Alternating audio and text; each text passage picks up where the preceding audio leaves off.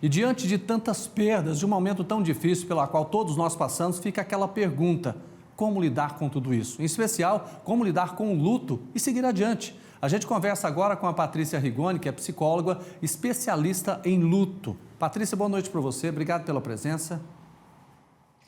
Boa noite, prazer estar aqui. O prazer é nosso em receber você aqui para falar de um assunto que realmente é triste, mas precisa ser discutido. No caso das crianças, primeiro vem aquele trauma provocado pela doença e depois o pior de tudo é perder os pais. Como é que fica a cabeça de uma criança dessa? Então, é importante que a gente observe, em primeiro lugar, qual é a idade dessa criança, né? Porque o luto, ele está presente sim, apesar de muitas vezes a gente pensar, é criança, não sabe bem o que está acontecendo. Não é bem assim que funciona, né? É claro que crianças muito pequenas, bebês até 2 anos, né, têm um entendimento.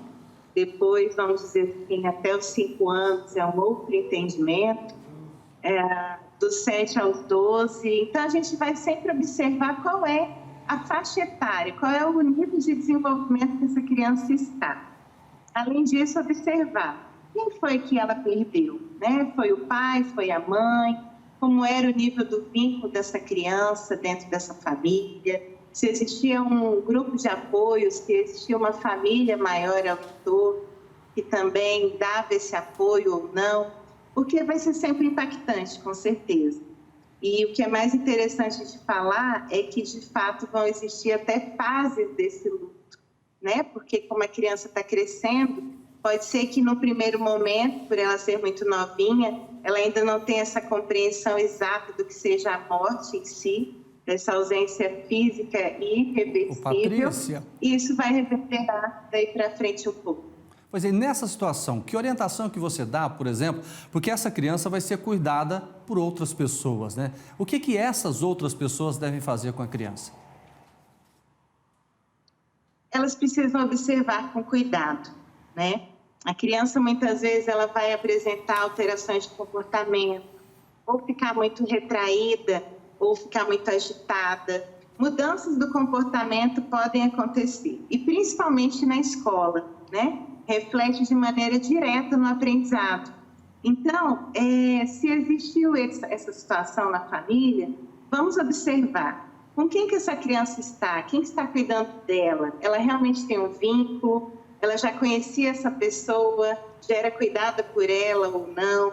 Enfim, são diversas situações, mas sem dúvida precisa ser observado. Também sintomas físicos, pode ter uma regressão de fala, de comportamento, podem ter alterações de nível social, ela não ficar mais reclusa, não gostar mais de brincar como antes. Então, todos esses sinais, não que sejam necessariamente sinais de um adoecimento, porque o luto, ele vem de toda forma. Mas é importante observar o tempo que isso dura e a intensidade. E aí sim, buscar uma ajuda profissional, com certeza. Patrícia, claro que perder o pai ou a mãe é uma dor muito terrível, muito triste. Agora, perder para a Covid, tem diferença muito nisso aí ou não? Então, a questão da Covid é de ser uma morte muito trágica, né? Muito inesperada.